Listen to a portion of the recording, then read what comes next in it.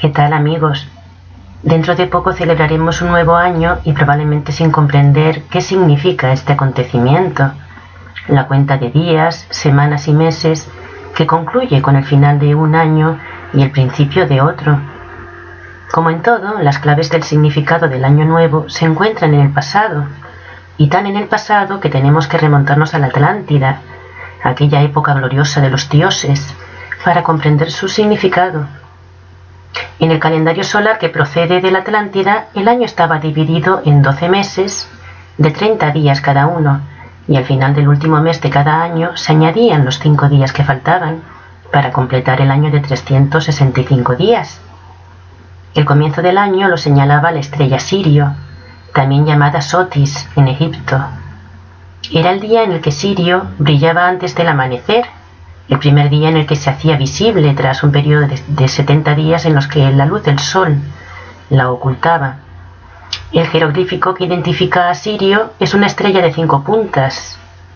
El primer día del año estaba dedicado a Tot, que era la encarnación del dios principal Amon-Ra, y estaba dedicado a él porque había sido Tot el que había introducido el calendario solar, cuyo objetivo era que el día 1 de Tot, día de Año Nuevo, coincidiera con el día del amanecer de Sirio. Este calendario fue usado por los sacerdotes en todos los imperios que gobernaron los dioses, y hasta Ptolomeo y Copérnico basaron sus conocimientos en las enseñanzas de Tot, llamado también Hermes por los griegos.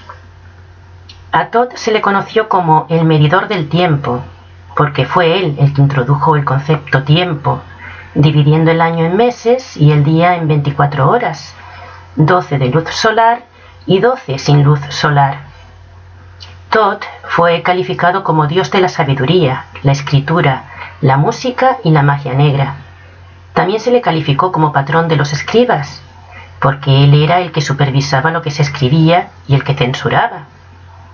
También conocido como patrón de las artes y las ciencias, porque todo el conocimiento matemático, astronómico y científico que procedía de la Atlántida, tras el cataclismo que la sepultó, estaba todo en sus manos. Este conocimiento pasó a llamarse hermético en honor a Hermes. Estos conocimientos herméticos siempre fueron ocultados a los seres humanos y solo circulaban entre la raza que había venido de Sirio para gobernar el planeta. Y Tot era precisamente el encargado de que así fuera, porque, como él solía decir, no se puede dar perlas a los cerdos, y los cerdos somos nosotros. Tal era su poder que dirigía a los reyes o faraones y convocaba asambleas de dioses cuando lo consideraba necesario. Como jefe de los dioses que era, tenía autoridad sobre ellos. Él era el arquitecto que conocía bien el trazado y la trayectoria de todas las cosas, porque él era el mismísimo Amón encarnado, el mismísimo dios Ra. Tot cuenta la historia de sus encarnaciones en su obra Las Tablas Esmeraldas, en donde relata que encarnó varias veces en cuerpos físicos distintos y a lo largo de un gran periodo de tiempo. En una encarnación en la Atlántida, Tot ocupó un cuerpo híbrido, mitad humano, mitad ave ibis, y se le representa con una tablilla de escriba en las manos para anotar los pensamientos, palabras y actos de los demás y pesarlos luego en una balanza, porque él era considerado el juez supremo.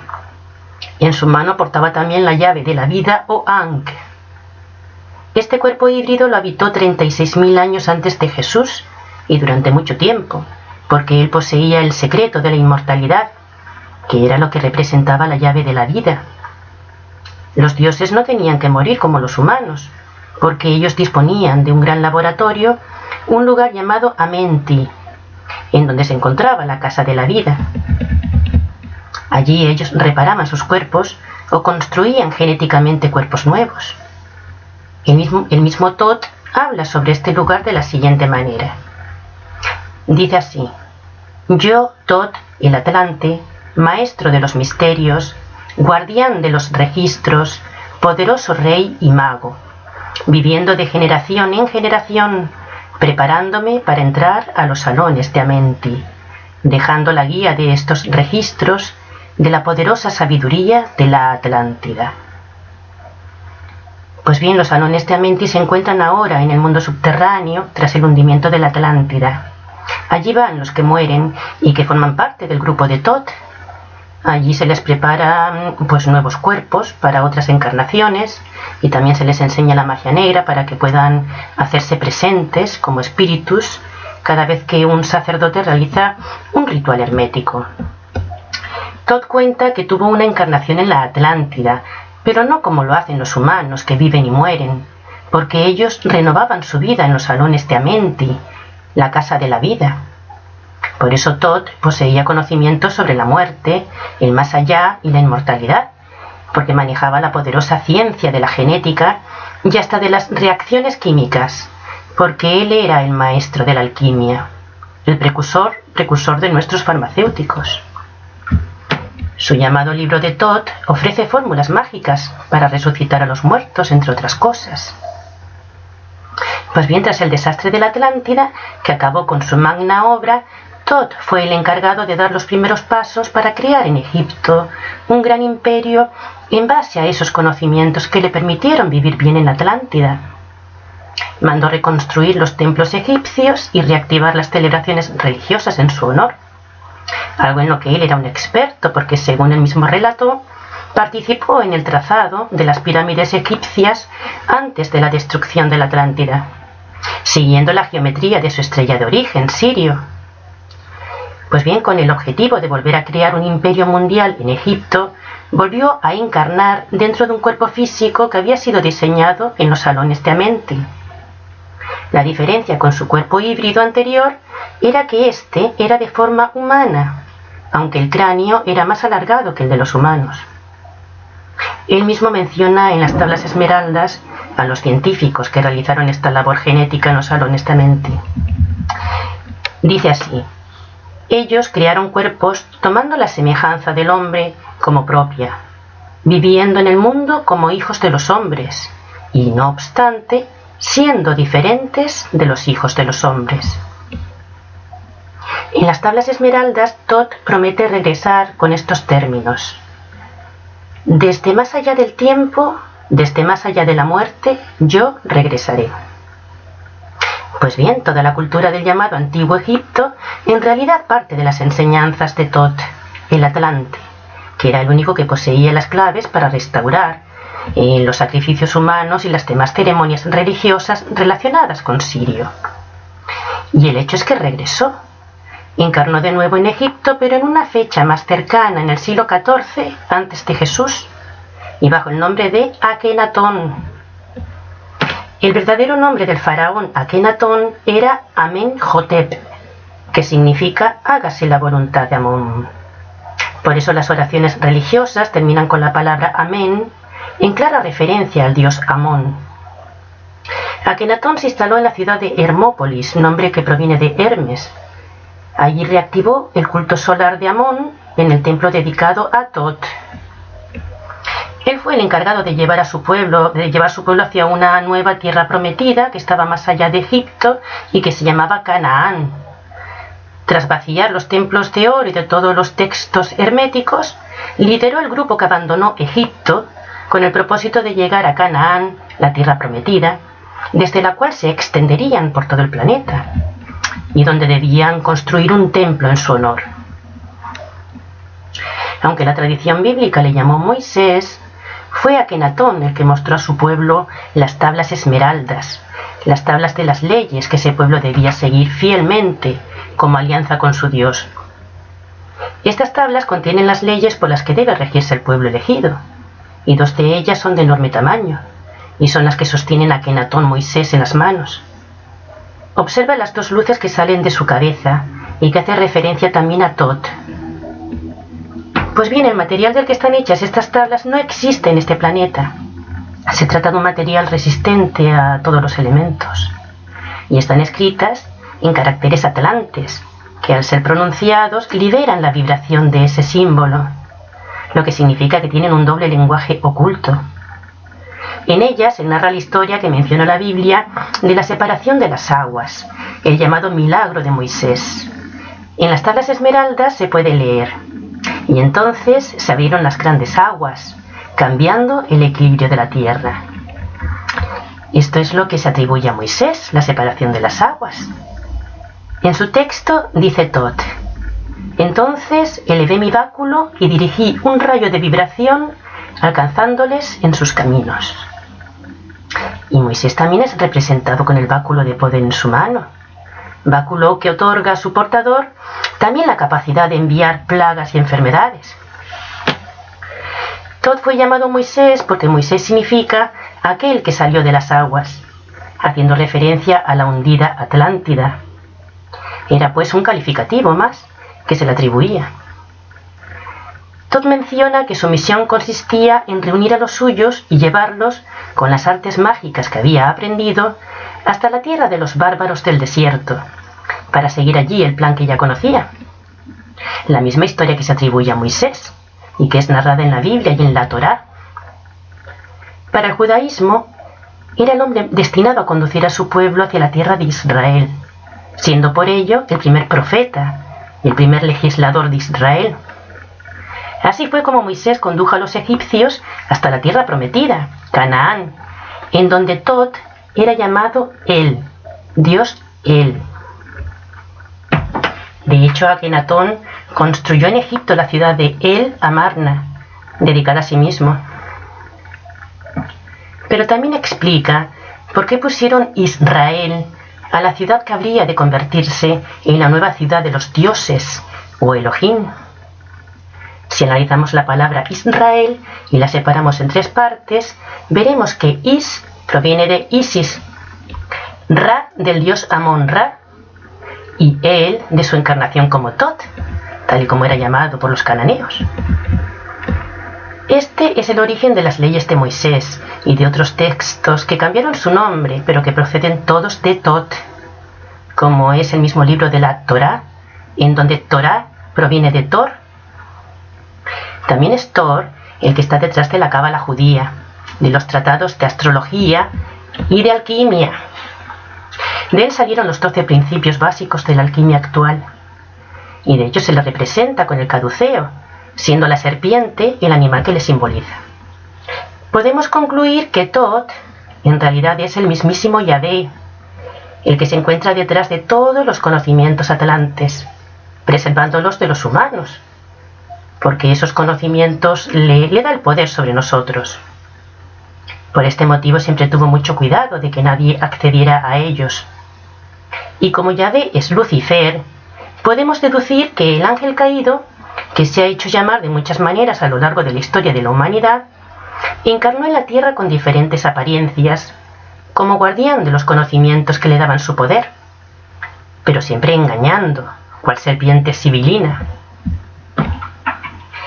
En las tablas esmeraldas, Toth engancha a sus adeptos con ciertas verdades y muchas mentiras, utilizando constantemente la palabra luz, identificándose él mismo con la luz. ¿Y quién se identifica como el portador de la luz? Lucifer. ¿Quién se identifica con el lucero de la mañana, que es Sirio? Lucifer, aquel que se cree superior a los humanos cuando dice: nosotros, la gran raza, tenemos más sabiduría que los humanos.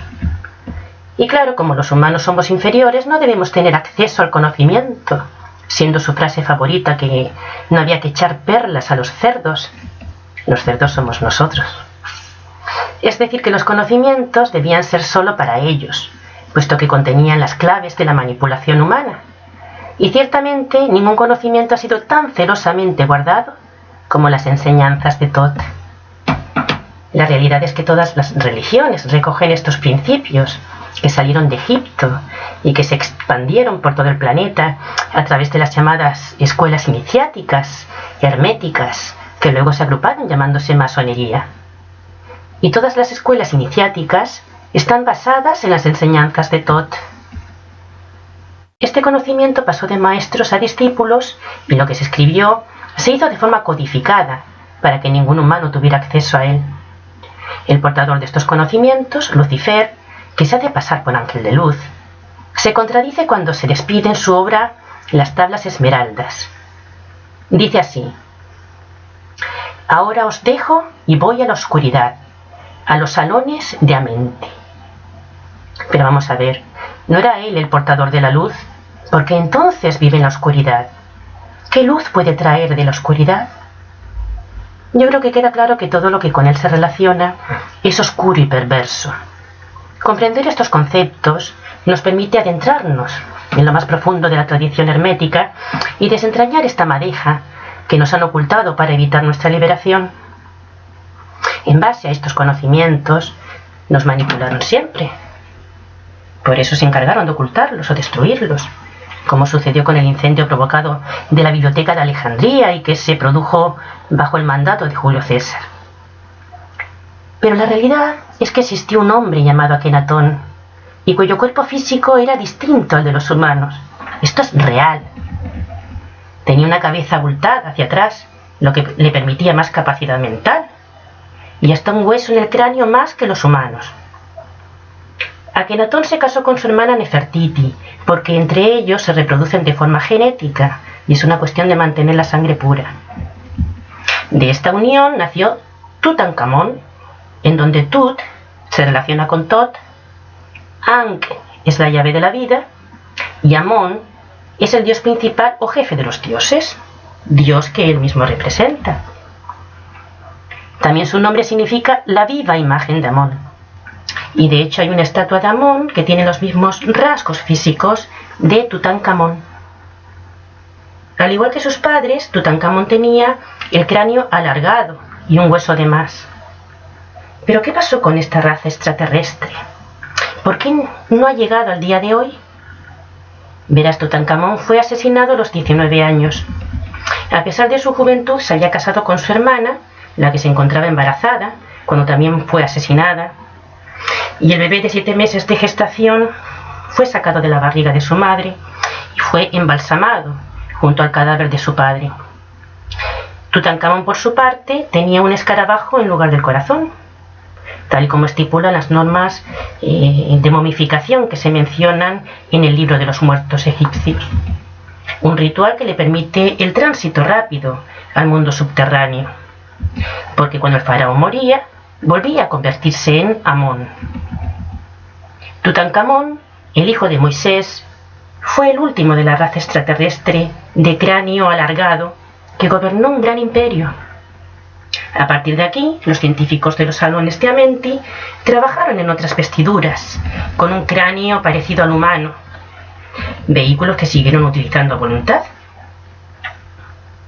Porque lo que pocas personas saben es que Akenatón era Horus, Nefertiti era Isis y Tutankamón era Osiris, la raza extraterrestre que utilizó la ingeniería genética para crear vehículos humanos perfectos. De hecho, Nefertiti Isis tuvo 6 hijas, que serían las que continuarían el linaje de sangre de la raza de Sirio. La historia de Isis, Osiris y Horus es apasionante.